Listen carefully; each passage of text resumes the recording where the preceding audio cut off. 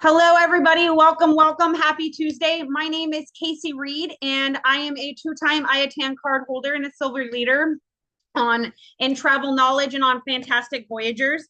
I am so excited to take you through Alaska excursions today for Alaska cruises. We are going to go ahead and get started. And I'm going to start sharing my screen. All right. I am going to do questions at the end, guys. So if you have questions, write them down and I will definitely answer all of your questions at the end. All right. So let's get started. Okay, hopefully yep, all right. So Alaska cruise short excursions. We're going to talk about wildlife, culture, and adventure. All right. So let's dive in. Today you're going to learn what port has what kind of excursions, the best time to visit those excursions, to see wildlife, to be on hikes, glaciers, all the stuff, right? We're going to learn how to choose your excursion based on the information that you get gathered from your client and know what types of excursions are best at each port, right? What kinds of wildlife you can expect at each port, and the best times to see that wildlife. Okay. So let's start with Juneau. Juneau is going to be great for whale watching tours. You'll see humpbacks and orcas, and you'll be on their feeding grounds. Dog sledding, on snowfields, helicopter rides you're going to take a helicopter ride to the Mushers Camp. Rainforest hikes and nature walks. You're going to see mossy forests, eagles, and lots of streams. Bald eagles are going to be very big in Alaska, guys. You're going to see a lot of bald eagles out there. It's pretty majestic to see them. Pretty majestic to see them. Their culture tours like the Tinglet heritage, totems, and storytelling. And then the salmon fishing. So this is where you're going to see wildlife boat tours, combined wildlife and local culture. During like salmon season is probably going to be the best time to see the bears, guys. So anybody who is wanting to do like nature hikes or go for bears, salmon season is going to be the best time to see bears. Okay. What you can expect to see whales, sea lions, eagles, black bears seasonally. Remember, seasonally. Oh, holy cannoli, what happened here? The whales, lush rainforests, and rich indigenous culture. Okay. The best time for wildlife is going to be June through August is going to be for the whales. Bears and eagles is going to be July through September for those salmon runs, right? What do bears eat? Favorite thing is that salmon, right? Same thing with like the raptor species, which is going to be like your bald eagles, your brown eagles, right? Year round, you can see bald eagles, sea lions, and porpoises. So like dolphins are porpoises, or like certain whales, actually dolphins and porpoise, but you're not going to see dolphins out there. So like whales. Let's talk Skagway. Okay. Skagway has Jeep and ATV wilderness tours, rugged mountain scenery. You can do the White Pass and Yukon Railroad, which is historic gold rush train with mountain and waterfall views. The other thing too, guys, is I had clients do a city tour in Skagway that was very cheap. It was like $35 per person. So like a total of $75, less than $80. Okay. And they had an absolute ball. They said their tour guide was fantastic. He was very knowledgeable. He had a great personality. And it was one of their favorite excursions that they did. Super cheap. Okay. The other things to do in Skagway are going to be guided hikes through the forest, alpine trails, and you might see possible marmots or goats. You can do a river float with like rafting trips, mild adventure with eagle sightings. So if you have clients that are a little bit more adventurous, they're more athletic, They might like to do some whitewater rafting. Gold Rush history tours, walking tours. That's going to consist of walking tours, saloons, and live shows. All right. What you can expect in Skagway is stunning mountain passes, alpine valleys, waterfalls, excuse me, Gold Rush history, and small town charm. You might see some mountain goats midsummer on the cliffs. So for best timing for wildlife, you'll see eagles between the spring and fall. And salmon streams, bears are possible late summer during that salmon season, right, guys? Salmon season is going to be really good to see bears. Moving on to Ketchikan, right? This is a great port, Ketchikan. Misty Forges flight seeing, which dramatic forges, waterfalls, and forested cliffs. Kayaking and canoe tours. Again, guys, this is going to be for your more active clients, right? I am not like, my balance is not, I ain't getting a canoe or a kayak. I don't have the upper body strength to do this. So your clients who are a little bit more active, who kayak and maybe canoe here, might be best for them. Older people might not want to kayak, canoe, or whitewater raft. Okay, so make sure you know your clients and kind of gauge that accordingly. Sheltered coves with seals, otters, and seabirds. Bear viewing at creek or at the sanctuary. Peak during salmon runs. We're going to keep circling back to the salmon for the bears, right? Pretty much at every port. Also in Ketchikan, you're going to see the Great Alaskan Lumberjack Show, which is fun and family-oriented competition, right? Think Brownie Man. Totem parks and cultural tours will show you native art, storytelling, and heritage sites. And then fishing excursions, salmon and halibut charters, okay? Great time to see bears during that salmon and halibut charter and to fish for salmon. I definitely did not realize, I mean, now I understand where the pink comes from the salmon, but they definitely did not look anything like I had expected them to. What you can expect in Ketchikan: rainforest, forges, bears in season, eagles, salmon streams, and vibrant native culture. The best timing for wildlife for bears is going to be July through September, that salmon season. Eagles are plentiful year round, but you'll definitely see them near salmon creeks, right? Marine mammals are going to be late spring to summer. So that's going to be like your whales, your orcas, stuff like that. Let's talk Sitka, okay? Wildlife boat tours where you'll see sea otters, puffins, whales, seals. Puffins are a type of bird. I know that puffins are a type of bird. Sea kayaking adventures. You'll go through calm bays and have close encounters with otters and seabirds. The otters here, guys, I don't think they're not going to be like the river otters that you see in freshwater. They're going to be the big otters that you see in the ocean. The only thing I can compare it to is I am born and raised in Southern California, and the Long Beach Aquarium next to the Texas State Aquarium where I'm at now is hands down the best aquarium I've ever been to. Now I'm going to be pretty biased, but the Texas State Aquarium, they're like neck and neck. At the Long Beach Aquarium, they have the big otters, not the small little river otters that you see at the zoo. They have the big otters, and that's what you're going to see here, okay? Sitka National Historical Park is going to give you rainforest trails lined with totems. So that's going to be that cultural experience, right? And the Alaska Raptor Center is a rescued bald eagles and raptors. That is a sanctuary, a bald eagle sanctuary. So raptors, guys, are going to be bald eagles, brown eagles.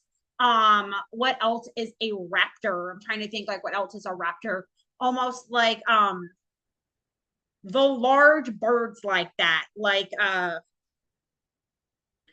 what are the ones that eat like everything like carcasses? Oh my god, vultures. Those are kind of like raptors, right? The big birds with the giant, those are claws and feet. Those are raptors. Okay. So rescued, it's going to be like a bald eagle in a raptor sanctuary. Let's continue to Sitka. With Sitka, you're going to see Fortress of the Bear Sanctuary with rescued brown bears. Russian and Tlingit heritage tours, cathedral dances, and cultural stories. Okay. So Fortress of the Bear is a bear sanctuary. It is rescued brown bears. And then the cathedral dances and cultural stories. So that's going to be more of a cultural experience for them. Indian River Trail hike. There's going to be salmon streams, waterfalls, and rainforest immersion.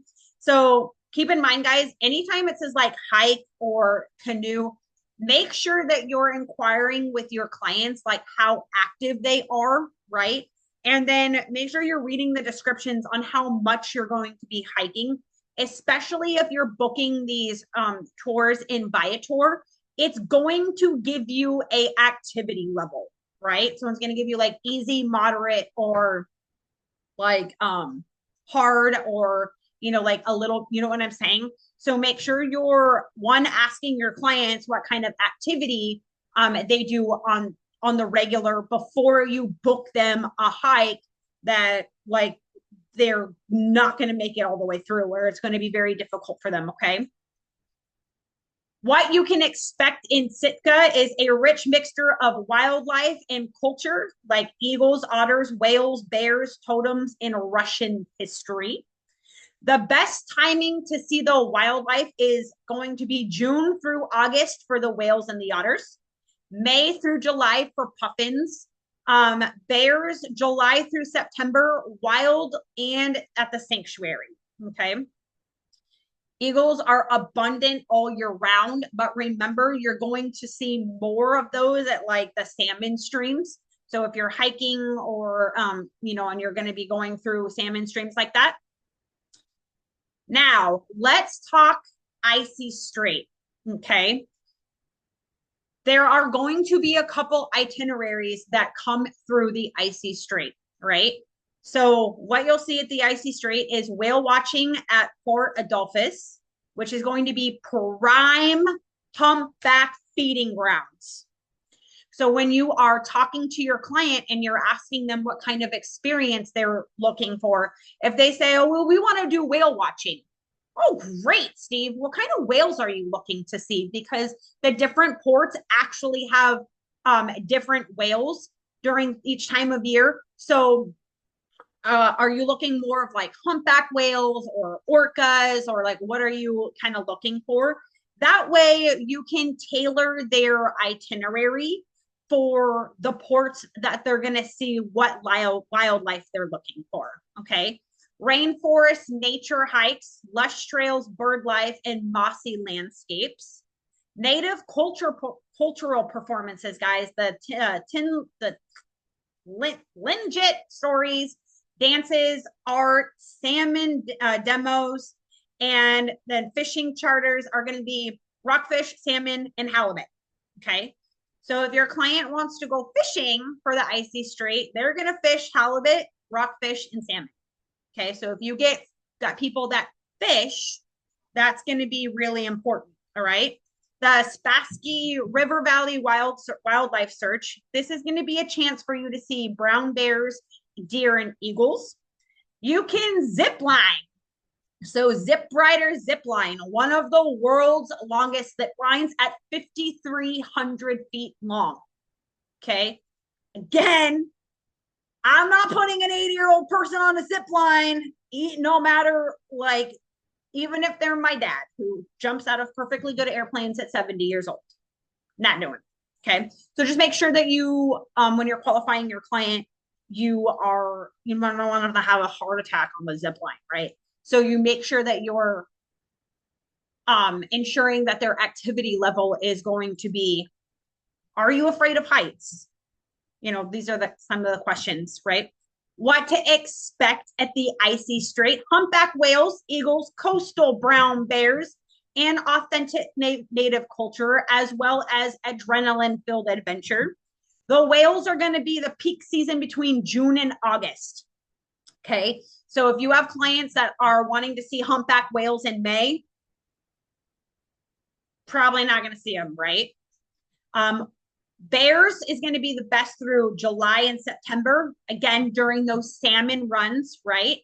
Have a theme here, right? Bears, salmon. They're all getting fat right before the winter when they hibernate, right? And eagles, again, visibly all year round, but you are most likely going to see them more at the salmon runs. Like you'll see an overabundance of them. Okay. Let's talk British Columbia and Inside Passage. All right. This is going to be best for orcas and gray whales for whale watching, common in Canada, British Columbia, and the Gulf Islands. Totem tours and indigenous culture, right? Cultural centers and heritage sites. The Butchart Gardens, which is world famous botanical gardens. It's absolutely beautiful. Biking and walking tours, the harbors, lighthouses, and city streets. And then kayak or paddleboard tours. I'll tell you right now, you are brave if you get on a paddleboard in Alaska. That water is cold, cold, cold, cold, cold. Seals, otters, and coastal wildlife. City and history tours, Parliament, castles, and charming neighborhoods, right? Parliament. Woo, Parliament. What you can expect in British Columbia is to see orcas, seals, dolphins, gray whales, lush gardens. Remember those the botanical gardens, and British influenced architecture, blah, blah, blah, architecture that is mixed with indigenous heritage. Okay.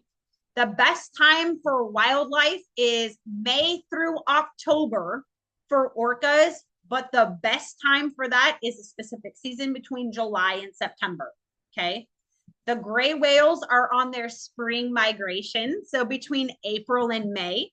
And then you'll also see dolphins, seals, and of course the eagles all year round. Another thing to expect, guys, what to expect. I had clients that stayed for an extra couple of days in British Columbia. That's where they disembarked. And the only complaint that they had was it was very expensive. Okay. So if your clients are ending in British Columbia and they want to stay a couple extra days to sightsee, just make sure that you set the expectation that, make sure that they have money in their budget for that. Okay. For like spending, right? Things are a lot more expensive over there. Okay. Now let's talk about where we book. Okay. You can book directly through the cruise lines, but Viator tends to be cheaper. I book all my excursions through Viator.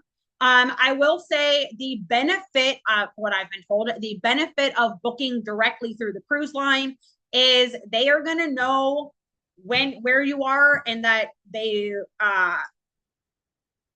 going to be expecting you, right? So that might be a little bit, more convenient. However, Viator quite a few times a year has the 10% off. I legit just canceled all of my clients' excursions and rebooked them for Alaska, rebooked them under that 10% and saved my client over $50. She was extremely happy. And I did not ask, I just did it. And sent her a text message and was like, saved you $50 on your excursions. Now, this is extremely important. When you are booking excursions, you have to pay attention from the time that you are arriving at the port and departing the port.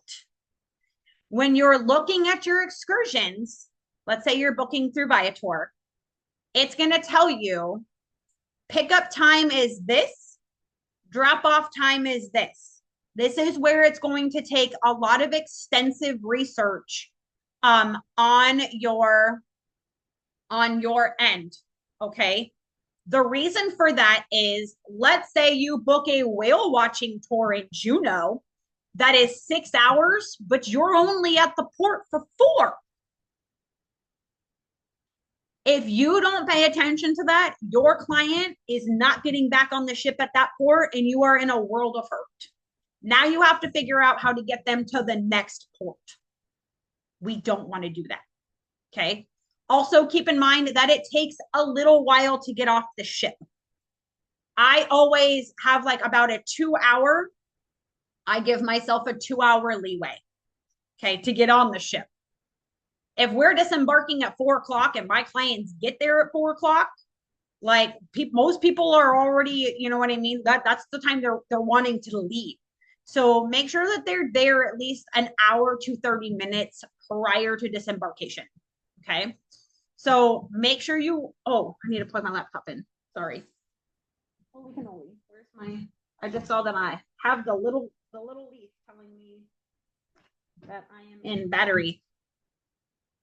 Oh, you're gonna die. So make sure that you're really paying attention to that. Okay.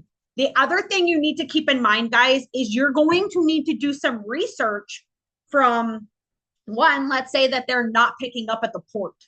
Very rarely does that happen, but let's say they're not picking up at the port. Okay. Well, now you have to figure out how your client is, one, getting from the port to the excursion, but also how long it takes to get there. Now, most of the time they'll pick you up from the port, but the excursion might be 20 minutes out, right? So they'll pick you up at the port, but now it's going to take you 20 minutes to get to the Eagle Sanctuary. You have to account for that time on the way back as well. Okay. So if the excursion ends at 3:30 and it takes you 20 minutes to get back to the port, that only leaves you 10 minutes, right? Got it real close. It's a little too close for comfort. Okay. So just keep that kind of stuff in mind. All right.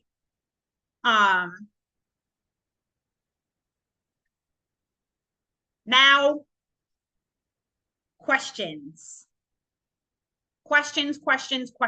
And I am going to pop the chat open. You guys are more than welcome to unmute yourself or type in the chat. If you type in the chat, I'm going to read your question. I don't have to read who you are. If you want to stay anonymous, that's fine. But I am going to read the question so that everybody hears and that everybody hears the answer. I'm not sure if we have anybody.